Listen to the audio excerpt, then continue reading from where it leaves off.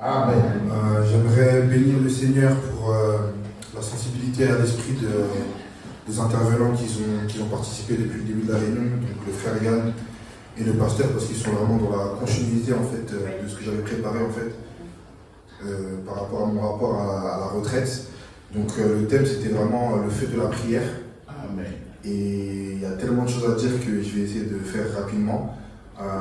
Moi, ce que j'ai compris de cette retraite de la part du Seigneur, c'était que vraiment, il avait à cœur qu'on puisse être conscient que la disposition à l'Esprit de Dieu et la sensibilité à son esprit sont des facteurs qui sont très importants dans la marche chrétienne, dans notre foi, et je l'ai expérimenté.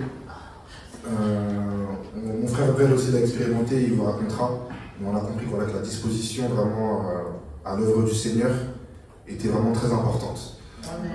J'ai pu aussi partager avec plusieurs jeunes, comme vous le savez, avec plusieurs jeunes de France, de chaque église de la fédération. Donc on a pu participer avec les autres sur les temps un peu libres. On a pu échanger sur les projets de tout à chacun. Et moi, ce qui m'a marqué, c'était vraiment en fait à la fin d'une réunion. La réunion était finie, on a prié tous ensemble. Et le Seigneur m'a mis à cœur en fait de repartir dans le sanctuaire. Pour continuer à prier.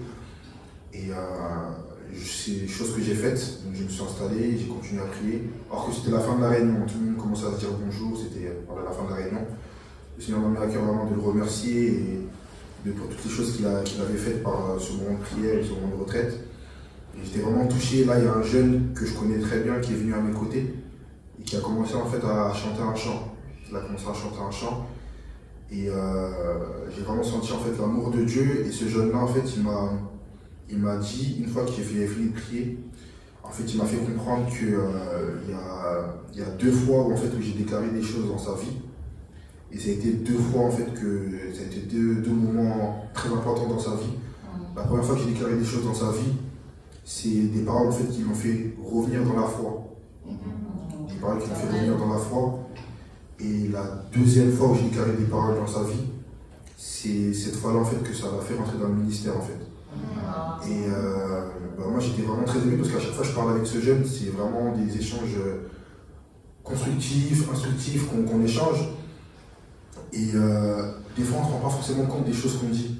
Des fois voilà, le Seigneur nous met à cœur, on échange comme ça, on ne se rend pas compte de l'impact que ça peut avoir.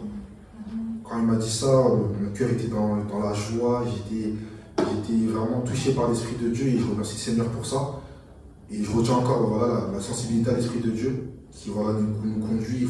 Quand le Seigneur vous met des choses à cœur, vraiment il ne faut pas hésiter, il ne faut pas avoir peur parce que le Seigneur il est là pour nous aiguiller, pour nous orienter. Et il y a une parole que j'aime bien dire qui a été dite à la convention 2015 par le frère Samuel. C'est le frère Samuel qui l'avait dit à la convention en 2015. Il avait dit que quand le Seigneur donne une vision, il donne aussi la provision. Et en fait, quand je vois toute ma marche depuis le début avec le Seigneur au sein de cette église, je remercie vraiment le Seigneur parce que c'est comme s'il y avait chaque pièce d'un puzzle qui vient de s'ajouter d'année en année. Ça m'encourage à aller de l'avant, être au service pour les uns et les autres. C'est vraiment ça ce que je retiens de cette retraite. Et je bénis le Seigneur pour les autorités de cette église. Que le Seigneur vous bénisse et qu'on puisse continuer à aller de l'avant tous ensemble. Et que ça puisse servir à tout à chacun. Amen.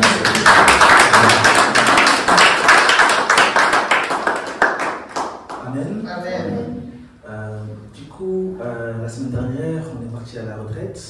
Moi, c'est ma, je pense, 4e ou 5e retraite, je pense. C'est pas la première.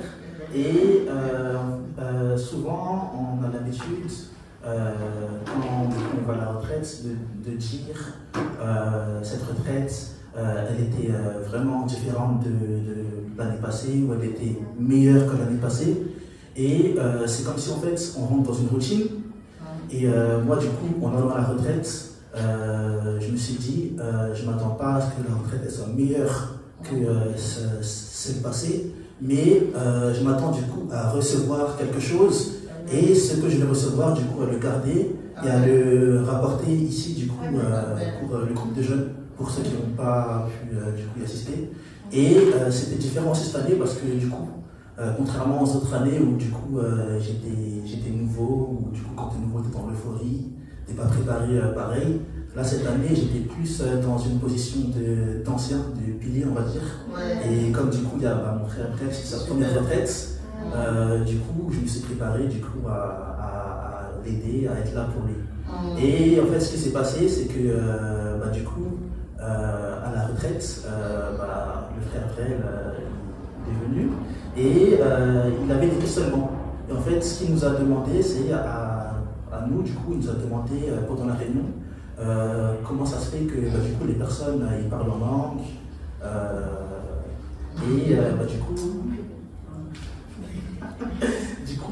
Moi et Joy, on a pu du coup lui expliquer un peu comment ça se fait. Et en rentrant du coup le soir dans les chambres, j'ai eu du coup en tête du coup qu'on lise ensemble acte 1 et acte 2 où du coup la Bible elle montre du coup comment du coup les disciples ils ont reçu le Saint-Esprit, ils l'ont cherché et ça a fait que du coup le Saint-Esprit est descendu et c'est comme ça que du coup ils ont reçu le Saint-Esprit. Et ça a permis du coup à ce qu'on se prépare à ce que du coup ils puissent le recevoir. Et ce qui s'est passé, c'est que du coup la réunion du lendemain, il a reçu le Saint-Esprit. Amen.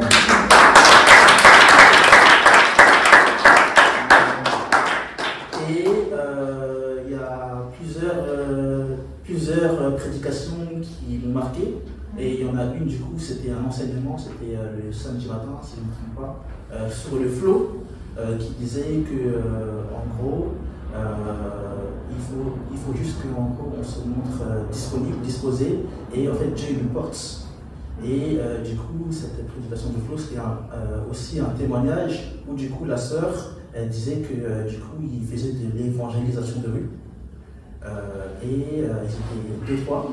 Et à un moment donné, il y a un frère qui a dit, là je sens quelque chose, il y a une dame qui est passée, il a dit, là je sens quelque chose, il faut qu'on aille la voir. Donc du coup, ils ont couru après elle, et ce qui s'est passé, c'est que du coup, ils sont partis la voir, ils ont parlé avec elle, et il s'avère que la jeune fille en question, elle vient du Liban, et elle cherchait une église.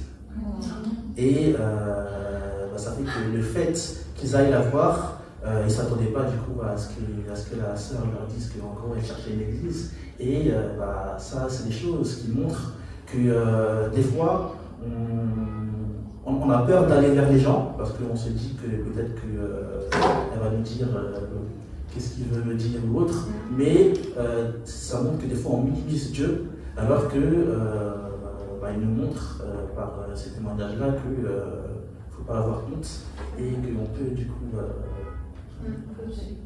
C'est ça. Amen. Et par rapport au flow, du coup, il y a eu quelque chose qui s'est passé également. Ça peut paraître anodin, mais c'est après que je m'en suis rendu compte que c'était du coup en rapport avec la prédication. C'est du coup, pendant le temps libre, on est parti jouer au foot. On est parti jouer au foot, du coup, juste à côté du coup, de là où on était, sur du coup, un espace vert. Et à un moment donné, du coup, il fallait qu'on arrête parce que comme on faisait beaucoup de bruit, il fallait du coup qu'on reste parce qu'il y avait une sorte d'église avec du coup des moines et il fallait qu'on fasse peu de bruit. Du coup, ce qu'on a fait, c'est qu'on est allé dans un autre terrain, à 10 minutes à côté du coup de là où on était. Et ce qui s'est passé, c'est qu'on a joué au foot avec des locaux. Il y avait des locaux sur place, on a pu jouer au foot avec eux. Et après, du coup, avoir joué au foot avec eux, on a eu du coup l'idée de les inviter du coup à la réunion du soir. Et ce qui s'est passé, c'est que du coup, parmi les jeunes, il y en a 2-3 qui sont venus à la réunion. Super. Et c'est après que je me suis rendu compte qu'en fait, c'est le flow. Parce que on ne s'attendait pas à aller évangéliser des personnes. Nous, on allait juste pour jouer au foot de base. Et on arrive sur place, on voit des jeunes qui jouent au foot. Et on les invite du coup à la réunion. On s'est laissé porter par Dieu. Amen. Ils arrivent. Et en fait, tout ça,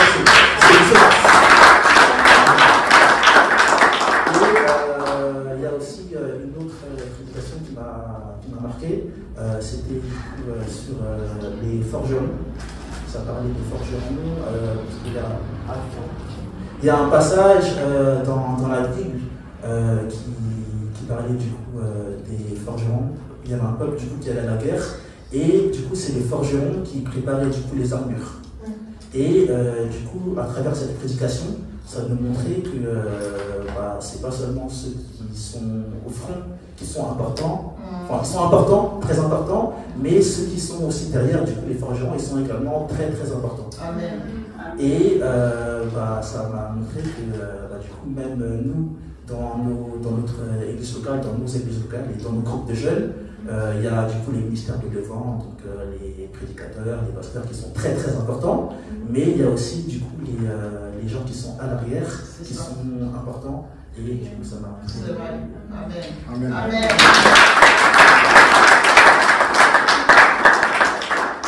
Amen, gloire au Seigneur.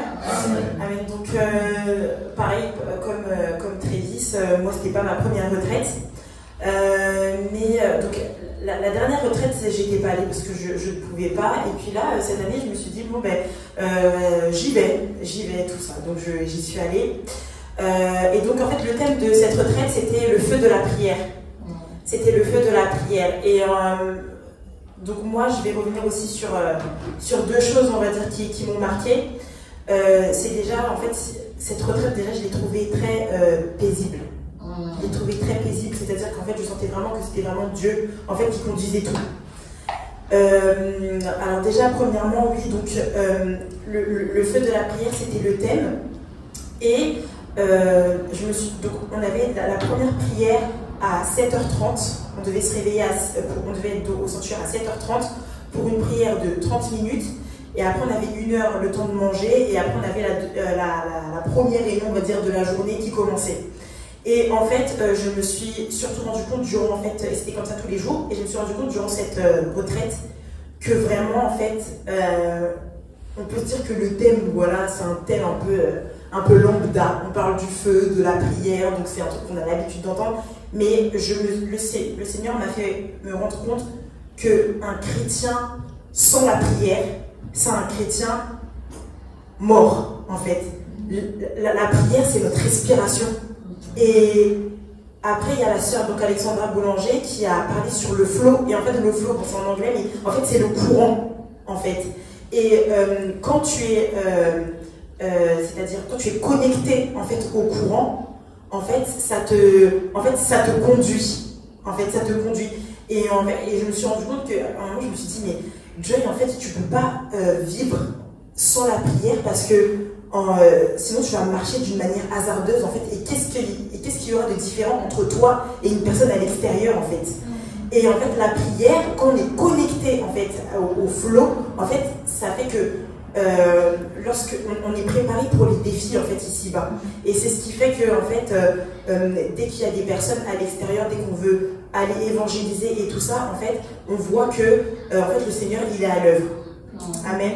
Et le feu de la prière aussi, ce que j'aimais à un moment, le prédicateur disait que en fait, nous tous en fait, on est comme des flammes en fait, comme des flammes. Et en fait, le Saint-Esprit, c'est le vent. Et dès qu'en fait le vent passe sur les flammes, en fait, il y a des grosses flammes après. En fait. Et peut-être que certains d'entre vous, vous n'avez pas pu partir à la retraite, mais sachez que nous, on a cette flamme aujourd'hui et qu'on est venu ici la porter jusqu'ici. Amen. Amen. Amen. On est venu la porter jusqu'ici. Et aussi, pour finir, aussi, je voulais dire aussi à frère Kevin, frère Brel, frère Trévis et sœur Audrey aussi que j'étais très ravie de faire aussi cette expérience avec vous aussi. Parce que aussi ça nous a aussi permis aussi de nous rapprocher aussi. Parce que c'est vrai qu'on a fait, c'était 3 heures de route. C'était 3 heures de route, donc l'aller-retour. Et en fait, quand on est à 5 dans une voiture serrée comme ça, ça fait qu'on est obligé de discuter un peu. Et ça fait que ça nous a quand même, je me sens quand même plus proche de vous. Et je voulais vous dire que qu'on reste toujours aussi autant unis, et aussi et qu'on ramène aussi cette unité en fait qu'on a eu aussi dans notre groupe de jeunes en fait. Qu'on soit toujours un groupe toujours uni. Et voilà, que le Seigneur vous bénisse. Amen. Amen, Église. Amen. Je rends grâce à Dieu pour ce qui s'est passé pendant la retraite. En fait, pour moi, c'était la première fois. Je ne sais pas comment ça se déroule, comment ça se passe. Mais au début, c'était pas facile parce qu'il fallait que je décide à partir. Mais je me suis forcé et puis j'ai donné ma part de contribution. Et puis, Et voilà, on s'est organisé, on est parti. Mais pendant les 3 jours, j'ai été visité par Dieu. C'était vraiment étrange parce que quand on a commencé la première fois, il y avait la prédication. Et ce que j'ai retenu, c'est que nous sommes en guerre. Et si on est encore sur terre, c'est parce que Dieu a une mission pour nous, que c'est d'évangéliser toutes les nations et faire de toutes les nations ses disciples. Donc on est appelé à évangéliser, à mener plus d'âmes dans la maison de Dieu, tout ça. Et en tout cas, il y avait vraiment des grandes choses que Dieu a fait. J'ai été visité et Dieu m'a délivré de certaines choses. Ça a commencé depuis ici, le dimanche surpassé, quand on avait reçu le pasteur. Moi, j'ai prié, j'ai senti quelque chose se manifester en moi, quelque chose devait sortir. Et je suis allé vite dans les toilettes et puis j'ai essayé de revenir. En sortant, je lui ai fait Dieu merci. J'ai dit, bon, comment ça passe? C'est au niveau maintenant la retraite que j'ai senti la même chose. J'ai expliqué chez la sœur Audrey, voilà, mais j'ai voulu revenir, mais ça devait faire ça dans la salle. Et la deuxième réunion, c'est là que l'équipe a été inspirée par Dieu, je n'ai pas compris, ils étaient vraiment inspirés carrément d'organisation et le Saint-Esprit m'a visité. J'ai commencé à parler en langue. J'ai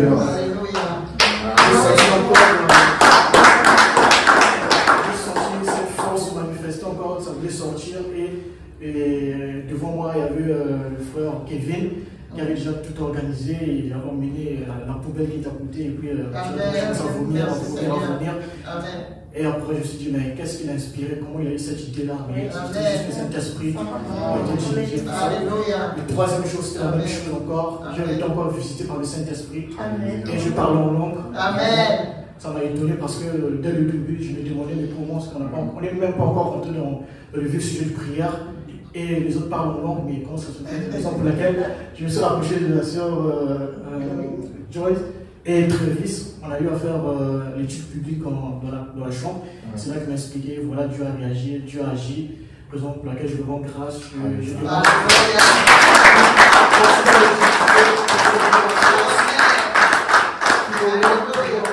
Parce que moi, je suis ouvert, franchement, je suis un instrument devant lui. Amen.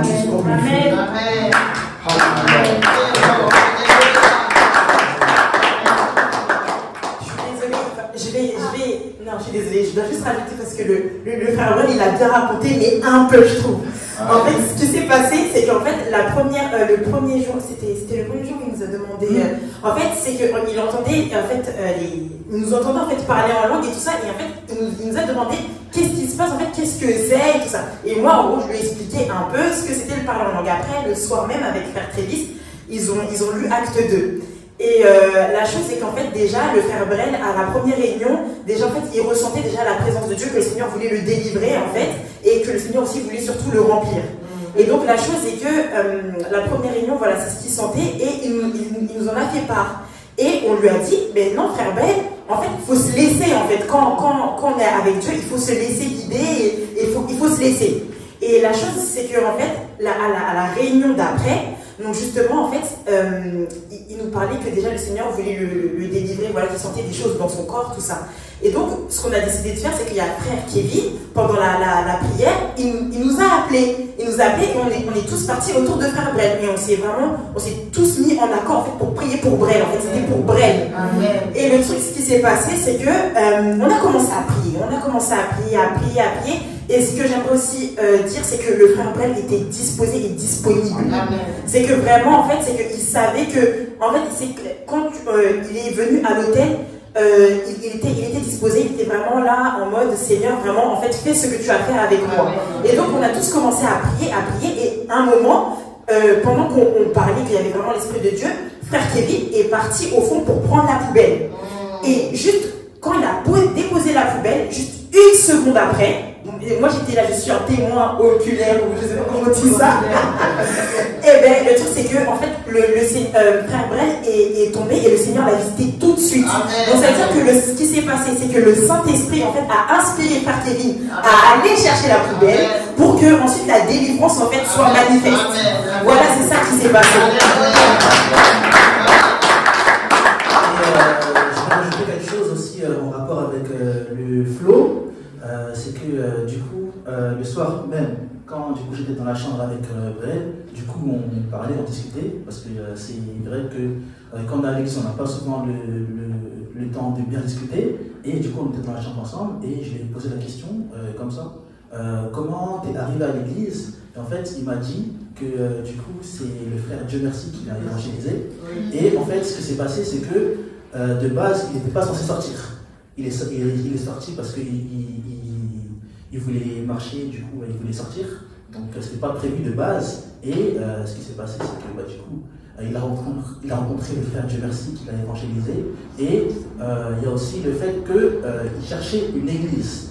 Il cherchait une église, mais du coup il avait visité d'autres églises, il n'avait pas forcément une église à laquelle du coup il était attaché, et le frère Dieu merci, il a été inspiré, il a été porté pour du coup par le flot, pour du coup aller lui parler, et ça a fait que du coup il est venu à l'église, du coup il a reçu son esprit, et il a aussi amené d'autres gens. Amen.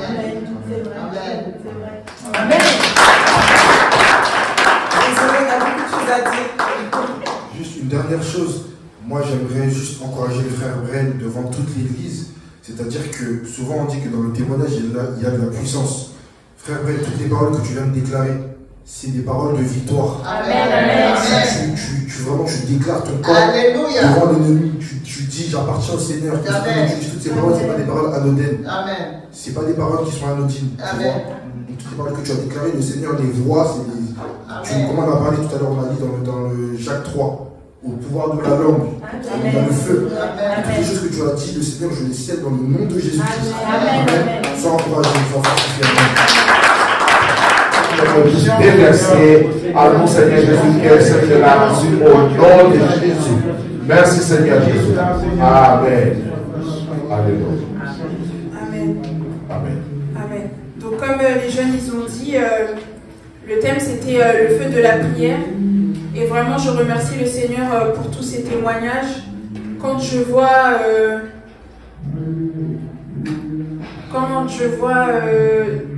frère Trévis et sœur Joy qui enseignent acte 2, frère Trévis qui enseigne acte 2, ça me fait chaud au cœur parce que tout n'a pas été rose. Alléluia. Amen. Merci Seigneur. Le Seigneur est bon. Amen. Et je suis vraiment reconnaissante. Seigneur,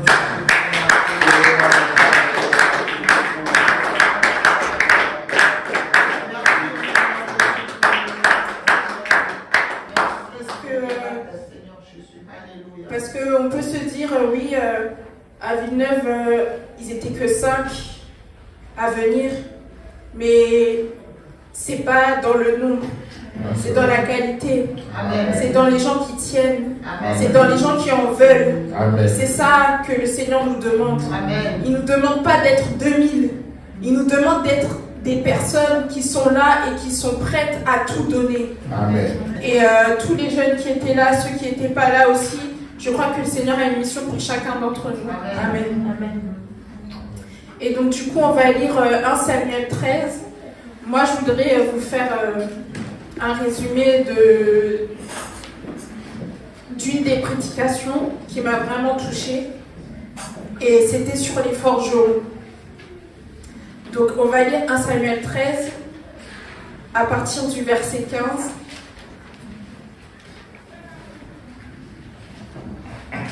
Je vais lire au nom de Jésus. 1 Samuel 13 à partir du verset 15. Amen. Puis Samuel se leva et monta de Gilgal à Gibéa de Benjamin. Saül fit la revue du peuple qui se trouvait avec lui. Il y avait environ 600 hommes. Saül, son fils Jonathan et le peuple qui se trouvait avec eux avaient pris position à Géba de Benjamin et les Philistins campaient à Michmash. Verset 17. Il sortit du camp des Philistins 3 corps pour ravager. L'un prit le chemin d'Ophra vers le pays de Choual, l'autre prit le chemin de Beth-Horon, et le troisième prit le chemin de la frontière qui regarde la vallée de Tséboïm du côté du désert. On ne trouvait point de forgerons dans tout le pays d'Israël, car les Philistins avaient dit « Empêchons les Hébreux de fabriquer des épées ou des lances. » Verset 20.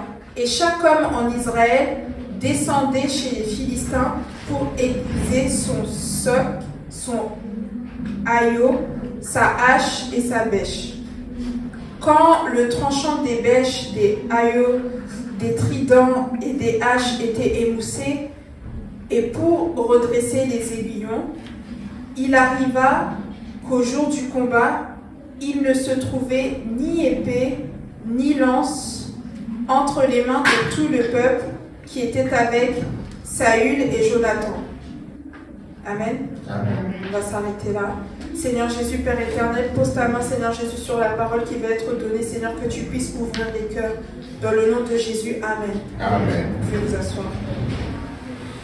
Et donc, dans cette histoire, en fait, il nous est relaté l'histoire des enfants d'Israël. Et il nous est dit au verset 19 qu'en fait, les Philistins avaient dit « Empêchons les Hébreux de fabriquer des épées et des lances. » Et donc, il était arrivé au peuple d'Israël que lors du jour du combat, c'est-à-dire au moment où ils devaient partir à l'attaque, ils n'avaient plus d'armes, ils n'avaient plus d'épées, ils n'avaient plus de lances. Et je ne sais pas si vous avez déjà vu une épée, même factice, hein, même une fausse, ou souvent même les couteaux des cuisiniers, souvent ils prennent les couteaux et ils font quelque chose comme ça là, pour aiguiser en fait les couteaux. Et c'est pareil en fait pour les armes. Il faut les aiguiser, sinon elles ne blessent pas en fait. Quand on essaye de tuer un ennemi avec une arme qui n'est pas aiguisée, elle n'aura pas sa capacité totale. Elle sera finalement un peu inutile. Et les Philistins, en fait, c'était des amis de longue date d'Israël. Et les Philistins se sont arrangés pour que Israël n'ait plus de forgerons. Et les forgerons, donc, ce sont des artisans qui fabriquent les armes et aussi qui les aiguisent. Et en fait, ils ont volé les forgerons un à un, étape par étape. Et on peut se dire comment ça se fait que dans tout un pays, il y a un métier qu'on ne trouve pas. Ben c'est ça en fait, c'est que un à un, les forgerons, peut-être quand il y en a un qui est parti, il n'a pas été remplacé, peut-être qu'il y en a d'autres qui ont changé, peut-être qu'il y en a qui étaient distraits, etc. etc. Peut-être qu'il y en a qui ont déménagé, peut-être que voilà. Mais il se trouvait que dans tout le pays, il n'y avait pas un seul forgeron, ce qui est quand même étonnant. Et les Philistins étaient derrière cela. Ils ont fait tout pour qu'il n'y ait pas un seul forgeron dans le pays, en sorte que lorsque Israël voudra avoir un forgeron pour faire des armes, ils ne pourront pas. Donc ça veut dire qu'Israël devait passer par les Philistins, aller chez eux pour demander est-ce que vous pouvez forger l'arme, etc. Et ça leur coûtait cher. Ça leur coûtait très cher. Et ils ont volé les forgerons un à un, étape par étape. Et c'est comme si le peuple d'Israël s'était finalement compromis. Ils avaient accepté les conditions de l'ennemi des Philistins. Et puis, personne finalement ne s'était levé pour être un forgeron. Personne n'a regardé autour de lui et s'est dit, il manque des forgerons, je vais me lever pour être un forgeron. Et les forgerons, c'est vrai que quand on parle des grandes batailles, des grandes victoires, même quand on regarde, on lit des livres d'histoire ou quand on regarde des films d'histoire, jamais on parle du forgeron, de celui qui a taillé l'épée, le bouclier, etc. On parle jamais d'eux, on parle toujours de la personne qui va attaquer, qui va gagner le combat, etc. Et les forgerons, en fait, ils n'ont pas de crédit lorsque les victoires sont remportées. Et pourtant, c'est lui qui a passé, c'est le forgeron qui a passé des heures et des heures à taper sur le fer, sur l'épée, pour fabriquer l'arme et pour que l'épée soit opérationnelle. Et être forgeron, c'est un travail pénible. C'est un travail qui demande du temps. C'est un travail qui est laborieux. C'est un travail que personne ne voit. Tu es caché au fond de ton magasin, de ton donjon, et tu fabriques. Pour une arme, ça prend des heures et des heures. Mais une fois que c'est fait, cette arme-là, elle peut être utilisée. Et c'est un travail qui n'est pas visible, qui nécessite de rester près du feu. Et en fait, le forgeron représente les intercesseurs. Aujourd'hui, dans nos églises, personne ne veut prier. Aujourd'hui, quand on dit jeûner et prier le mercredi, personne ne jeûne et ne prie. Personne ne se connecte. Personne n'est assidu. Personne ne veut être forgeron. Personne ne veut faire l'intercession pour l'église. Personne ne veut intercéder pour sa famille, pour son père qui est perdu, ou sa mère qui est malade, ou pour son voisin, ou pour son frère, ou pour ses enfants, ou pour ses collègues. Personne ne veut faire ça. Les gens sont dans la distraction. Ils sont occupés à faire ceci, occupés à faire cela. Et pourtant, on est en train de perdre des forgerons. Alors nous qui sommes dans un combat spirituel, nous qui devons être en train d'aller dans le camp de l'ennemi pour remporter les victoires, pour arracher la guérison physique, la guérison émotionnelle, la guérison spirituelle, au lieu de partir et d'être un forgeron, on est distrait. Alors qu'on a besoin de tout ça. Je ne connais pas une personne qui n'a pas besoin, qui ne connaît pas une personne qui n'a pas besoin de guérison, ou qui n'a pas besoin que son mariage soit restauré, ou qui n'a pas besoin que ses enfants soient sauvés, ou qui n'a pas besoin de prier pour un de ses collègues, ou qui n'a pas besoin d'être fortifié dans sa foi. Et pourtant, on trouve tant de personnes, tant de chrétiens qui ne sont pas des intercesseurs, qui ne prient pas. Et sachez que lorsqu'une personne ne prie pas, même si elle est présente tous les dimanches, ça se ressent.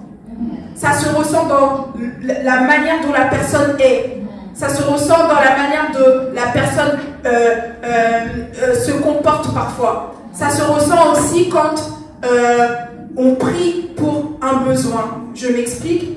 Parfois, on a besoin de quelque chose et on lève la main, on dit « Priez pour moi pour telle chose ». On peut prier pour vous et l'Église va prier pour vous parce que c'est le rôle de l'Église. On prie les uns pour les autres. Mais parfois, la personne qui demande une requête, elle lève les mains le dimanche, on prie pour cette personne et le lundi, elle fait n'importe quoi. Le mardi, elle ne prie pas. Le mercredi, la personne est distraite. Le jeudi, la personne se dispute avec tout le monde. Le vendredi, la personne écoute des choses et regarde des choses qu'il ne faut pas. Le samedi, cette personne fait tout et n'importe quoi et le dimanche, elle revient seulement à l'église. Vous savez, le pasteur qui nous parlait, il disait, le mur de Jéricho, quand il est tombé, ils ont fait 7 fois le tour de la ville. Et c'est seulement le 7e tour où les murs sont tombés. Et ces tours-là représentent notre semaine, chaque jour. Quand tu fais un tour, ça représente le lundi. Je sais que parfois, c'est compliqué de se dire, oui, je vais prier super bien pendant 2 semaines. Mais en fait, c'est au jour le jour qu'il faut faire. Demain, quand on se réveille, le matin, on dit, Seigneur, je te remets ma journée. Tout ce que je vais faire, toutes les personnes que je vais rencontrer, tout ce que je vais dire, que tout soit dans le flow, que tout soit dans le courant, que tout soit sous ton esprit, tout ce que je vais faire. Et si on fait ça tous les matins, en fait, c'est à chaque jour suffit sa peine. On commence par lundi. Lundi, on est soumis à l'Esprit de Dieu. On fait tout sous l'influence du Saint-Esprit. Et puis après, mardi matin, on se lève, on se dit, Seigneur, merci pour la journée d'hier parce que j'ai réussi à ne pas faire n'importe quoi. Maintenant, mardi, je veux faire la même chose. Mercredi, jeudi. Je vous assure que si on fait tous comme ça, le dimanche, ce sera le feu à l'église. Parce que chaque jour, chacun a prié. Chaque jour, chacun s'est mis de côté. Chaque jour, chacun s'est mis à part. Amen. Ne prenons pas le dimanche comme un jour à part. La sainteté, le christianisme, c'est lundi au samedi aussi. Et surtout du lundi au samedi, quand on n'est pas tous ensemble pour s'encourager. C'est quand on est face aux difficultés, face à la maladie, c'est quand on est face à un patron désagréable, quand on est face à une personne désagréable, que tout se joue. Du lundi au samedi. Amen. Et donc nous avons besoin de forgerons. Nous avons besoin des gens qui vont intercéder, des gens qui vont comprendre l'importance d'avoir une arme. Amen. Et cette arme, c'est la prière. La prière, le feu de la prière. Amen. Nous avons besoin dans notre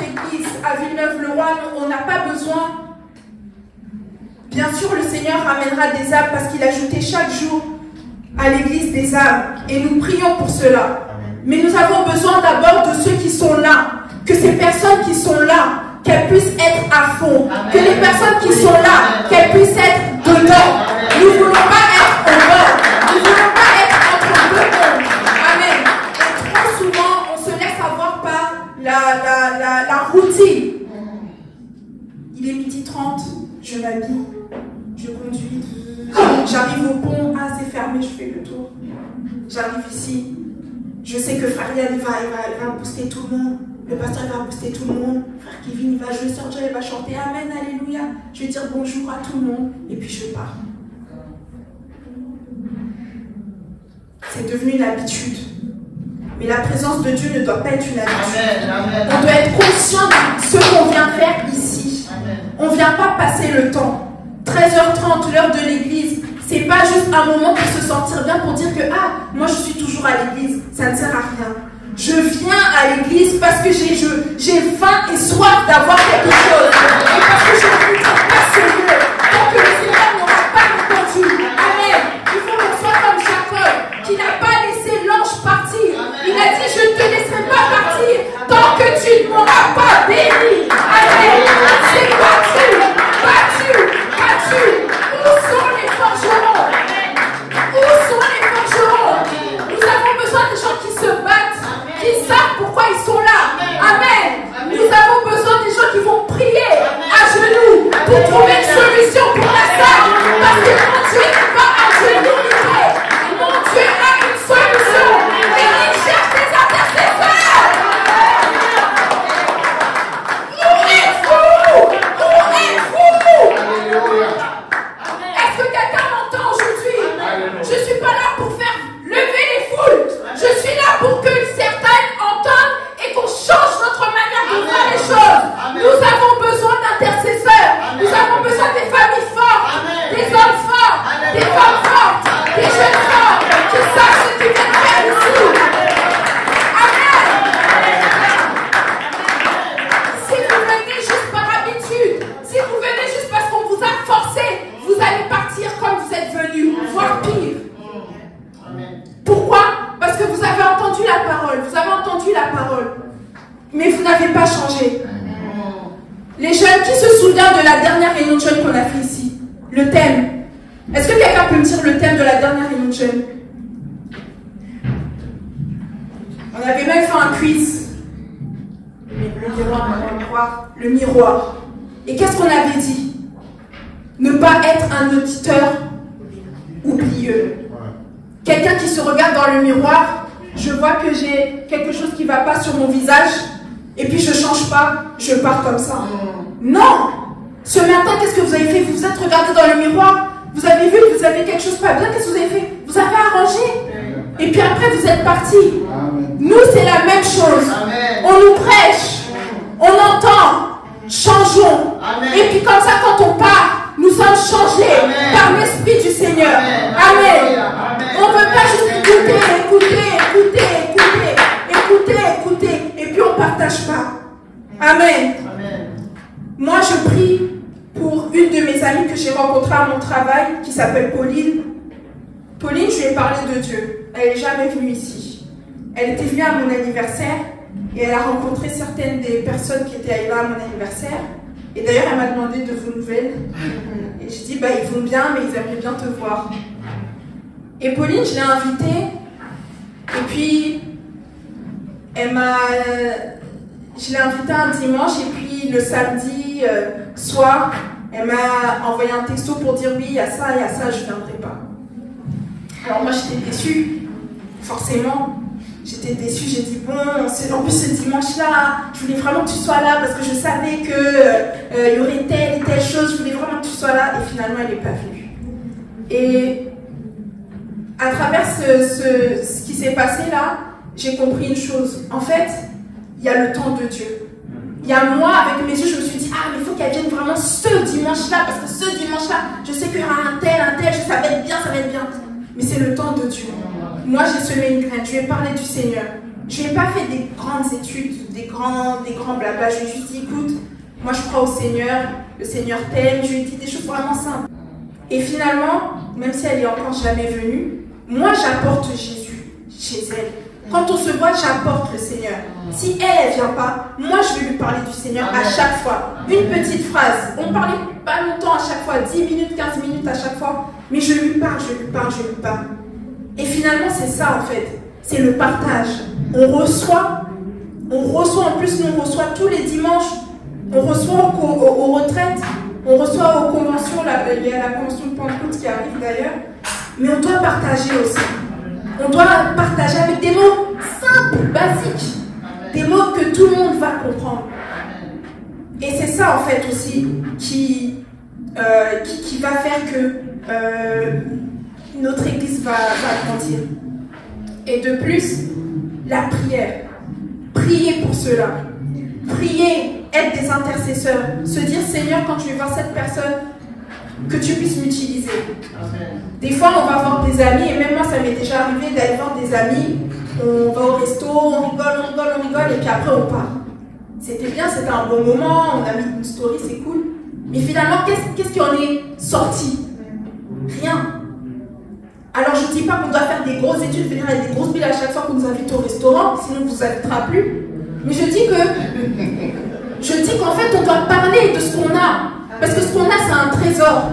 On a une vérité. Mais le monde est tellement perdu. Et en fait, on est habitué à cette perdition-là. On commence à être habitué, en fait. C'est l'habitude. Mais moi, je ne veux pas être habitué à tout ça. Amen. Moi, je veux apporter ce que j'ai reçu. Amen. Je veux apporter ce feu. Amen. Et c'est pour ça que c'est important d'être un forgeron près du feu qui va aiguiser son épée. Amen. Parce que quand on en aura besoin le jour de la bataille, amen.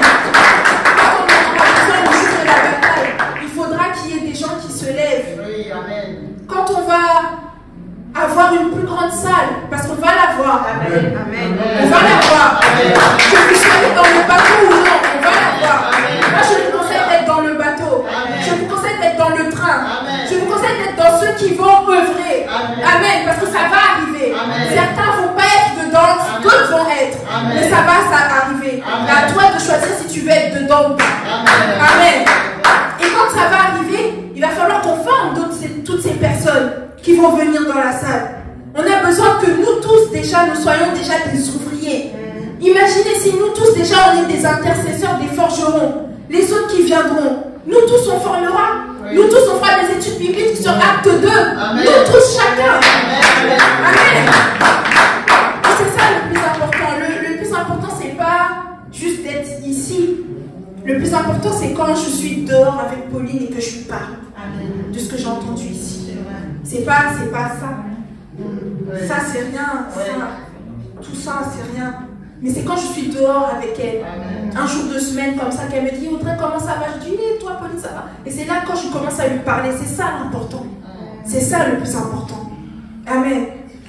Et quand vous passez par des difficultés personnelles, familiales, au travail, sachez que tout ça, finalement, ça se résout par la prière. Et dans la prière. C'est pour ça qu'il faut prier. Souvent, les gens, quand ils sont découragés, c'est là qu'ils lâchent. Mais c'est celui qui est découragé, qui est au bord de tomber, qui doit être là le premier, à genoux, en train de prier. Amen. Nous avons besoin des gens qui sont intercesseurs. Des gens qui sont... parce que nous sommes des flammes, nous sommes des lumières et on doit éclairer. Amen. Et ça passe d'abord par la prière. Parce qu'il n'y a aucun ministère qui fonctionnera sans la prière. C'est d'abord la prière et ensuite si tu te conduis au ministère. Mais tu ne peux pas avoir un ministère et tu ne pries pas. Et les ministères, c'est parler à quelqu'un. C'est l'évangélisation, le plus grand des ministères. C'est celui qui se fait dehors. Ne pense pas que parce que tu ne joues pas au piano, donc tu n'as pas besoin de prier. Tu as besoin de prier. Amen. Parce que tu veux parler aux gens du Seigneur. Et tu as besoin qu'en fait le Seigneur te conduise en fait dans les choses, dans les mots que tu vas dire. Parfois il y a des fois où on rencontre des gens et puis comme on a prié, comme on est dans cette atmosphère-là, je sais pas, le Seigneur te pousse à dire quelque chose. Vous l'avez déjà expérimenté, je pense. Le Seigneur te pousse à dire quelque chose et puis la personne est touchée par ce que tu as dit. Et pourtant toi tu te dis dis, oh, mais c'est juste une petite phrase. Mais tu sais pas l'impact que ça a dans la personne. Tu sais pas la personne qu'est-ce qu'elle a pensé dans sa tête. Et ce par quoi elle est passée. Amen. Donc c'est des petites choses comme ça qui font la différence. C'est pour ça qu'on doit être constamment dans la prière. Constamment dans la prière. Constamment. Ça veut dire quoi? Ça veut dire peu importe où tu vas, tu marches. Tu écoutes des louanges, tu dis Seigneur, je te bénis. Tu marches, tu dis Seigneur, je te bénis. Et en fait, c'est des petites prières comme ça. C'est être en communication en fait avec Dieu. Et c'est pour ça tout à l'heure on parlait du flot, c'est-à-dire du courant. Le courant en fait, il va dans un sens. Le courant, il coule. Ça coule. Le Seigneur est en train de te révéler des choses. Le Seigneur te parle. Ou parfois même tu sens juste une paix. Tu sens juste une paix, rien d'extraordinaire. Tu n'as pas une émotion. Tu tombes pas par terre, tu pleures pas forcément, mais tu sens la paix, tu sens que le Seigneur est avec toi, tu sens les anges qui sont avec toi, tu sens que Dieu est en train de venir sur ton chemin. Ça, c'est le plus grand des sentiments. Amen. Il n'y a rien de mieux que ça. Et ça passe d'abord par la prière. C'est pour ça que c'est important qu'on réalise qu'on est dans une guerre spirituelle et qu'on a besoin des forgerons, on a besoin des intercesseurs, on a besoin des gens qui se mettent dans l'œuvre. On a besoin d'avoir un deuxième pianiste. Amen. On a besoin d'avoir un deuxième pianiste. Amen. Quelqu'un qui a envie d'œuvrer, qui a envie d'aider. On a besoin des chantres. Et je remercie le Seigneur pour tous nos chantres. Que le Seigneur vous bénisse là où vous êtes. Amen. On a besoin des personnes qui sont là et qui ont envie d'œuvrer, qui ont envie de prier. Le mercredi, des gens qui se connectent. Amen. On ne peut pas tous compter sur le pasteur, sur Sœur Brigitte. On ne peut pas tous compter sur Farial. On ne peut pas tous compter sur Phare Dieu merci. Pour prier le mercredi, nous tous, on doit être des intercesseurs. Nous tous, on doit être des forgerons. Tous. Tout le monde doit être un forgeron. Amen. Donc voilà, c'était un petit peu le résumé du feu de la prière. Et j'aimerais vraiment vous encourager qu'on ne puisse pas oublier ce message. Amen. Donc j'aimerais vous inviter à vous lever et qu'on puisse être, qu'on ne puisse pas être, comme Israël. Au temps de la bataille, au temps où c'était l'heure d'aller affronter, ils n'avaient plus d'armes. Qu'est-ce que ça veut dire? Nous, quand on va arriver dans un moment de bataille, dans un moment où il faudra vraiment prier, parce que la salle, elle arrive. Un de nos combats. La salle, elle arrive. Amen. Mais quand il faudra prier pour que cette bénédiction soit relâchée, il n'y a plus d'intercesseur. Quel dommage. Alors qu'on prie pour ça. Amen. Alors que si nous tous, nous sommes des forgerons, nous tous on prie. Mais le Seigneur veut ouvrir les écluses des cieux d'une manière. Même nous, on sera étonnés. Le Seigneur a fait ça vraiment. Tout ça. Nous, on imagine une salle, mais le Seigneur va faire au-delà. Nous, on imagine une chose, mais le Seigneur va faire au-delà. Nous, on imagine qu'on sera limite d'une certaine manière, mais le Seigneur va faire au-delà. Amen. Nous, on imagine que plus tard, on sera comme ça, mais le Seigneur va faire au-delà. Si tu te donnes, si tu es un forgeron, si tu intercèdes, si tu es attentif à l'Esprit du Seigneur, si tu ne te fatigues pas, si tu pries, si tu pries, si tu